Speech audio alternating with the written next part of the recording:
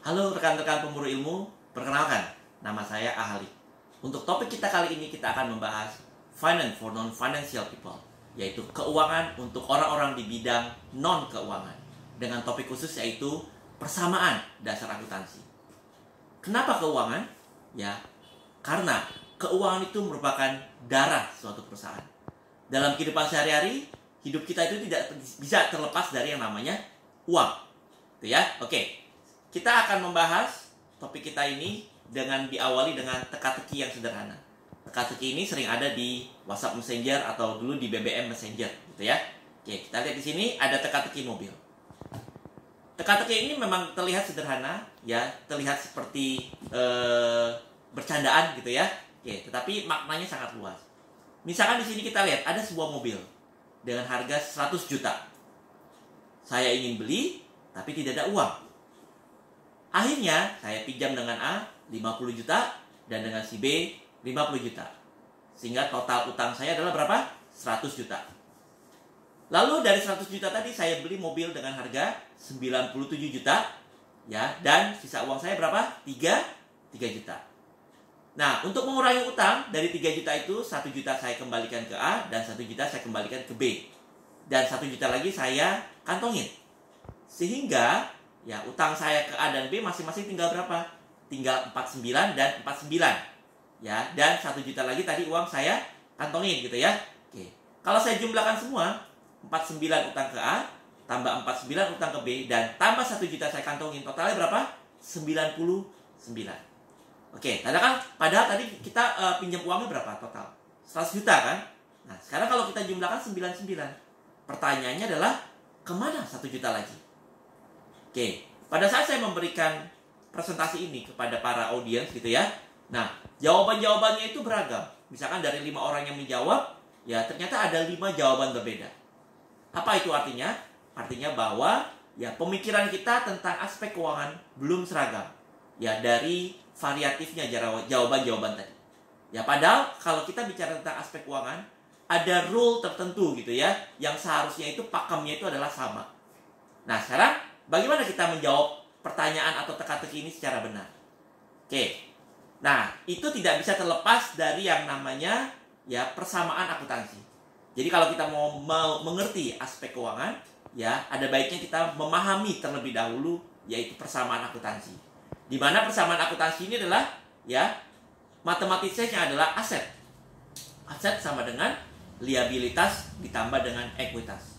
Ya, jadi aset ya atau harta gitu ya, sama dengan liabilitas atau utang ditambah dengan ekuitas atau modal. Oke, kalau matematisnya seperti ini berarti ya, kalau misalkan asetnya itu 10, maka liabilitasnya 3, misalnya liabilitas 3, maka sisanya adalah modalnya atau ekuitasnya sebesar berapa? 7. Gitu ya. Jadi 10 sama dengan 3 plus 7. Atau misalkan 10 sama dengan berarti 1 plus 9 kalau kita punya utang 1. Atau misalkan 5, aset kita 5, kita punya utang 2, maka sisanya adalah modal kita sebesar 3. Ya, atau kita punya aset 5, tapi kita tidak punya utang, atau utang kita 0, maka modal kita berapa? Modal kita 5. Ya. Nah, kalau kita balik persamaannya, berarti ekuitas atau modal sama dengan aset dikurangi dengan liabilitas. Jadi artinya, seperti yang di persamaan pertama, ya kalau kita punya aset 10, sementara kita punya utang 3, ya, berarti sebenarnya kekayaan kita cuma berapa? Kekayaan kita tuh cuma 7, betul nggak? Ya, jadi kalau misalkan 10 kurang 3 kita punya aset 10 dikurangi dengan utang 3, maka modal kita 7. Nah, modal 7 ini mencerminkan real aset kita atau net worth kita atau net kekayaan kita. Ya, jadi kalau kita punya aset besar, belum tentu kita itu sebenarnya real kaya gitu ya. Oke, tapi kita lihat dulu apakah dengan aset kita besar itu kita punya utang atau tidak. Ya, nah sekarang coba kita jawab pertanyaan teka-teki tadi. Ya, tadi kan ya aset sama dengan liabilitas tambah modal. Ya, awalnya kita tadi minjam uang 100, betul nggak? Oke, kita pinjam uang 100 berarti kas kita bertambah, ya, atau aset kita bertambah dalam bentuk kas. Ya, di mana utang kita juga bertambah, betul nggak? Ya, masing-masing berapa? 50 utang ke A dan 50 utang ke B. Lalu kita beli mobil dengan harga 97.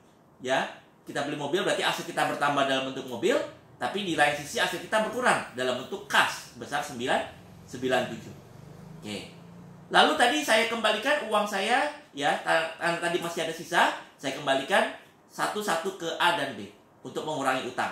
Ya, sehingga ya kas saya berkurang 2, utang berkurang 1 dan 1. Ya, sehingga posisi sementara uang saya tinggal 1 yang tadi saya kantongin gitu ya. Oke, plus saya punya mobil dengan harga 97 dan ada utang 4949. Ya, jadi sebelah kiri yang kuning itu ya aset 1 tambah 97 sama dengan berapa? 98. Yang sebelah kanan juga 98. Lihat di sini. Saya punya modal nggak? Nggak punya. Ya, jadi artinya saya punya aset berupa 1 juta uang dan juga 97 juta mobil, tapi saya nggak punya modal. Berarti kalau kita bilang ini tidak, artinya modal kita 0. Kekayaan kita tuh 0 sebenarnya. Karena semua aset kita didanai oleh utang. Nah, sekarang bagaimana caranya supaya modal kita bertambah, real kekayaan kita bertambah? Nah, misalnya mobil yang kita miliki itu kita sewakan. Ya, seperti itu misalnya. Kita sewakan. Misalnya, ya, sehari ini kita dapat pendapatan sewa 1 juta. Nah, berarti kas kita bertambah, modal kita bertambah. Betul nggak?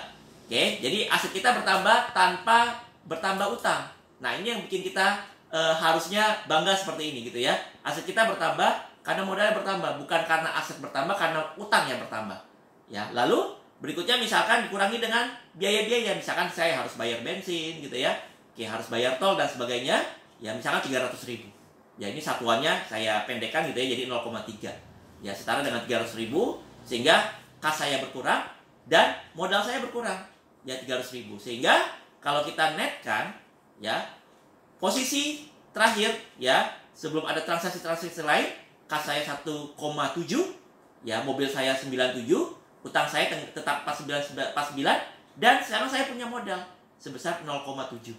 Ya, jadi artinya apa? Kalau modal kita mau bertambah, intinya kita harus usaha. Kita harus kerja. Ya, bukan dengan cara menambah utang. Ya, jadi kita lebih bangga aset kita bertambah karena modal, karena kerja, ya, bukan karena hutang. Oke? Sampai di sini penyampaian dari saya. Semoga ilmu yang bermanfaat. Sampai bertemu di topik selanjutnya.